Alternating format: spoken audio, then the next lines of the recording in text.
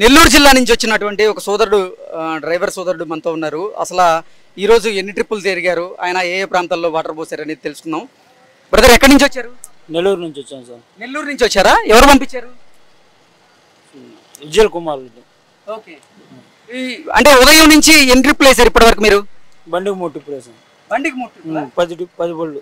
Okay. ఏ ఏరియాలో తిరిగారు మీరు ఎక్కువగా? ఏరియా అంటే తెలుసు సార్ మాకు. అజిత్ సింగ్ నగర్ సార్. ఓకే. ఏంటి ఒక ట్యాంకర్ కెపాసిటీ ఎంత? 16 డ్రమ్ములు వస్తుంది సార్. 16 డ్రమ్ములు వస్తుంది. 5000 లీటర్లు. బ్రదర్, ఈ ట్యాంకర్ కెపాసిటీ ఎంత? 4000 లీటర్లు సార్. 4000 లీటర్లు పడుతుందా? ఉదయం నుంచి ఎన్ని ట్రాక్టర్లు వచ్చి ఉండొచ్చు ఇక్కడికి? అంటే మా టోటల్ మీద నెల్లూరు నుంచి 10 వచ్చాయి. ఓకే. టోటల్ మీద 180 టాటర్స్ ఉంటాయి. ఓకే. 180. ఓకే. అంటే ఏంటి అంటే ఆంధ్రప్రదేశ్ లో ఉన్న అన్ని జిల్లాల నుంచి కూడా ట్రాక్టర్లు వచ్చినట్టున్నాయి పెద్ద ఎత్తున? వచ్చినట్టున్నాయి సార్. ఓకే. మీకు ఇక్కడ ఫుడ్ అంతా బాగుందా? బాగుంది. బాగా చూసుకుంటున్నారా? బాగా చూసుకుంటాం. మీరు ఎక్కడి నుంచి వచ్చారు? విజయవాడ నుంచి వచ్చా. అందరూ ఆ రోజు అన్నం పెడుతున్నాం. అందరు పుల్లాల పట్టాలు అన్ని పంచుతున్నా. రూపాయలు తీసుకోవట్లేదు. చంద్రబాబు నాయకత్వంలో ఆ సిడిపి వచ్చింది కాబట్టి అందరూ 10 మంది అన్నం పెడుతుంది. దేవుడు ఆయన నమస్కారం పెట్టాలండి. వసిపోయిన నమ్మకూడదు, దుర్మార్గులు. ఇది చెప్తా చచ్చిపోయే పర్లేదు. చంద్రబాబు మాత్రం నమస్కారం అండి. గురుగారు చంద్రబాబు మంచోడు, 10 మంది అన్నం పెట్టాడు. ఏంటి సహాయక చర్యలు ఎలా నడుస్తున్నాయి? సూపర్ గా ఉన్నాయండి. అక్కడ మొత్తం పోయినా మీ పొలాలు తీసుకెళ్ళి పొలిచో మొత్తం బందోబస్తు చంద్రబాబు హెలికాప్టర్ వేసేస్తున్నాడు. హెలికాప్టర్ అన్నారు. ఏంటి 3 రోజుల నుంచి మీరు ఇక్కడే ఉన్నారా?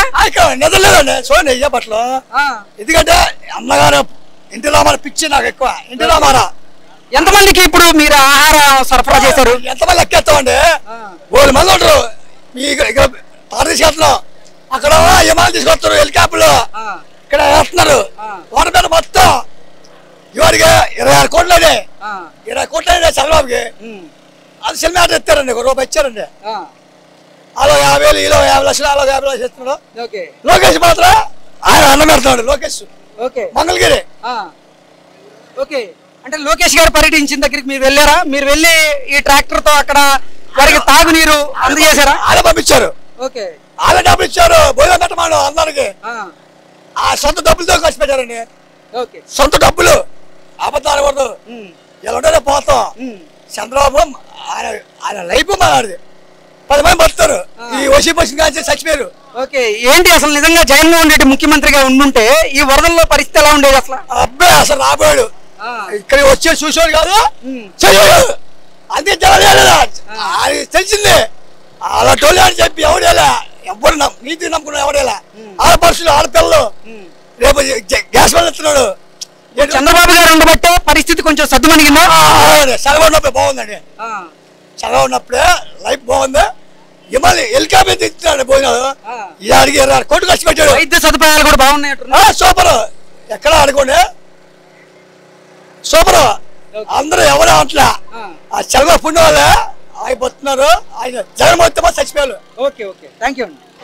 విజయవాడని వరదలు ముంచెత్తినటువంటి నేపథ్యంలో వరద ప్రాంతాల్లో ఆంధ్రప్రదేశ్ ప్రభుత్వం సహాయక చర్యలు అయితే ముమ్మరంగా చేపడుతుంది. అందులో భాగంగానే అంటే వరద ముంపుకు గురైనటువంటి ప్రాంతాలు ఏవైతే ఉన్నాయో ఆయా ప్రాంతాలలో సాక్షాత్తు ఆంధ్రప్రదేశ్ ముఖ్యమంత్రి నారా చంద్రబాబు గారు పర్యటన చేస్తూ అక్కడ ప్రజలు ఇబ్బందులు పడుతున్నటువంటి నేపథ్యంలో ఆ ప్రజల ఇబ్బందులను తెలుసుకొని వారికి ఎటువంటి సహకారాలు అందాలి అనేది అధికారులతో ఎప్పటికప్పుడు మాట్లాడుతూ వారికి ఆహార సరఫరా, అలాగే మంచినీటి సరఫరా, తాగునీటి సరఫరా అందిస్తూ దాంతోపాటుగా వైద్య సేవలకు సంబంధించినటువంటి అన్ని రకాల సేవలు కూడా ఇప్పటికే ఆంధ్రప్రదేశ్ ప్రభుత్వం పెద్ద ఎత్తున వరద బాధితులకు అందజేస్తున్నటువంటి నేపథ్యంలోనే ప్రస్తుతం మనం విజయవాడ నగరపాలక సంస్థలో ఉన్నాం. విజయవాడ నగరపాలక సంస్థలో మనం చూసుకున్నట్లయితే ఇప్పుడు వరద ముంపుకు గురైనటువంటి ప్రాంతాలు ఏవైతే ఉన్నాయో అజిత్ సింగ్ నగర్ కానీ, పాత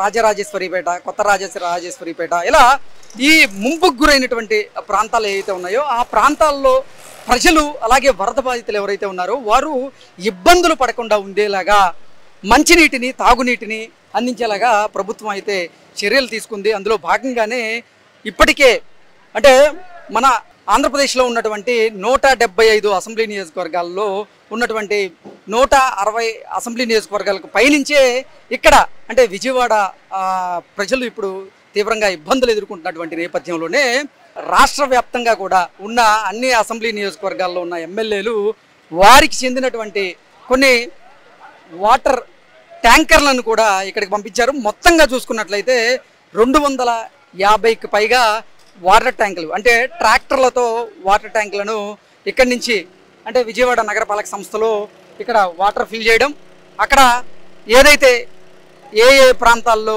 ముంపుకు గురైనాయో ఆ ప్రాంతాల్లోకి వెళ్ళి అక్కడ ఉన్నటువంటి వరద బాధితులకు కూడా ఈ త్రాగునీటి సమస్యను తీర్చేలాగా ఇప్పుడు ఆంధ్రప్రదేశ్ ప్రభుత్వం అలాగే చంద్రబాబు గారు అయితే చర్యలు తీసుకున్నారు. ఆ రకంగానే అధికారులకు అయితే ఆయన హెచ్చరికలు కూడా జారీ చేశారు. ఇప్పుడు మనం చూసుకున్నట్లయితే విజయవాడ నగరపాలక సంస్థలోనే ఇప్పుడు ఉదయం నుంచి ఇప్పటి వరకు కూడా 750కి పైగానే ఈ ట్రాక్టర్కి సంబంధించినటువంటి వాటర్ ట్యాంకర్లు ఇప్పటికే ఇక్కడి నుంచి వాటర్ నింపుకొని వెళ్ళడం, వరద ప్రాంతాల్లో వీళ్ళు వెళ్ళడం, వరద బాధితులు ఎవరైతే ఉన్నారో అలాగే తీవ్రంగా ఇబ్బందులు ఎదుర్కొంటున్న వారు ఎవరైతే ఉన్నారో వారి దగ్గర ఈ వాటర్ని డంప్ చేయడం, వారికి తాగునీటిని అందజేసి మళ్ళీ ఇక్కడికే వచ్చేసి ఈ ట్రాక్టర్ నింపుకునేటువంటి ప్రయత్నం అయితే చేస్తున్నారు. పొద్దున్న నుంచి చూసుకున్నట్లయితే 750కి పైగానే ట్రాక్టర్లు ఇక్కడికి వచ్చి నింపుకొని ఈ వరద ముంపు ప్రాంతాలకు కూడా వెళ్ళినట్లుగా మనకు తెలుస్తుంది.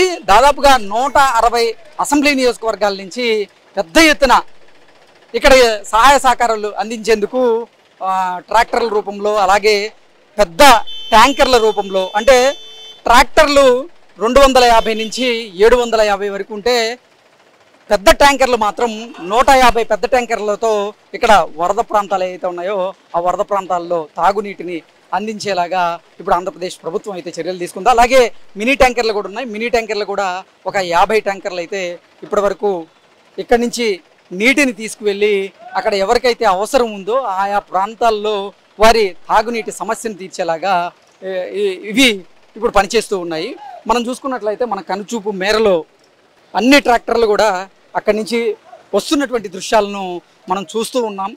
గత 4-5 రోజులుగా ఈ వరద ముంపుకు గురైనటువంటి ప్రాంతాలు ఏవైతే ఉన్నాయో ఆయా ప్రాంతాల్లో ఎంతోమంది బాధితులు ఇబ్బందులు పడుతూ ఉన్నారు.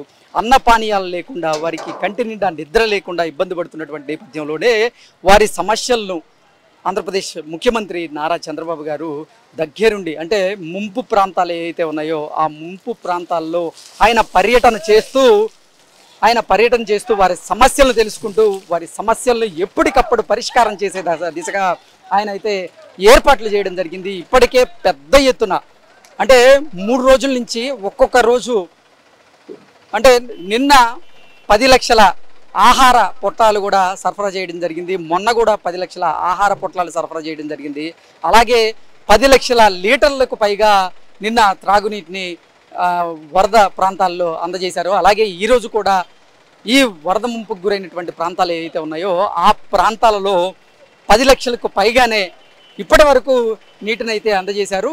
ఈరోజు, అంటే మనం ఈ వీడియో చేస్తున్న సమయానికే 10 లక్షలకు పైగా అందజేశారు. ఇప్పుడు ఇంకా చూసుకున్నట్లయితే పెద్ద ఎత్తున కూడా ట్యాంకర్లు ఇక్కడ నీటిని నింపుకునేందుకు క్యూ కడుతున్నటువంటి దృశ్యాన్ని అయితే మనం చూస్తూ ఉన్నాం. నగరపాలక సంస్థలోనే ఇన్ని ట్రాక్టర్లు ఉంటాయి, అంటే ముంపుకు గురైనటువంటి ప్రాంతాల్లో ఒక్కొక్క వార్డులో ఎన్ని ట్రాక్టర్లు ఉంటాయనేది కూడా మనం ఊహించుకోవచ్చు. అసలు వరద ప్రాంతాల్లో పాపం గత 4 రోజులుగా ఈ వరద నీరు వారు నివాసం ఉంటున్నటువంటి ఇళ్ళలోకి వెళ్ళినటువంటి నేపథ్యంలోనే పెద్ద ఎత్తున కరెంటు లేకపోవడం, అలాగే అన్నపానీయాలు సరైన సమయానికి వారికి లేకపోవడం, ఆంధ్రప్రదేశ్ ప్రభుత్వం వారికి ఆహార పంపిణీ చేయడం, అలాగే తాగునీటి పంపిణీ చేయడం ఇవన్నీ చేస్తూ ఉంది. అలాగే వరద ఉధృతి తగ్గినటువంటి నేపథ్యంలోనే ఆ వరదతో పాటుగా వచ్చినటువంటి బురద ఏదైతే ఉందో ఆ బురదను కూడా క్లీన్ చేసేటువంటి ప్రక్రియ ఇప్పుడు ఆంధ్రప్రదేశ్ ప్రభుత్వం ముమ్మరంగా చేస్తూ ఉంది. అందులో భాగంగానే అగ్నిమాపక శాఖకు సంబంధించినటువంటి సిబ్బందులు కూడా తీవ్రంగా అక్కడ పనిచేస్తూ ఉన్నారు. అగ్నిమాపక శాఖ సంబంధించినటువంటి కొన్ని వాహనాలు ఇక్కడికి వచ్చి పెద్ద ఎత్తున నీటిని నింపుకొని అక్కడికి వెళ్ళి అక్కడ పేరుకుపోయినటువంటి బురద ఏదైతే ఉందో ఆ బురదను క్లీన్ చేసేటువంటి ప్రక్రియలో ఈ అగ్నిమాపక శాఖకు సంబంధించినటువంటి సిబ్బందులు, అలాగే ఆ శాఖకు సంబంధించినటువంటి ఇప్పుడు లారీలు కూడా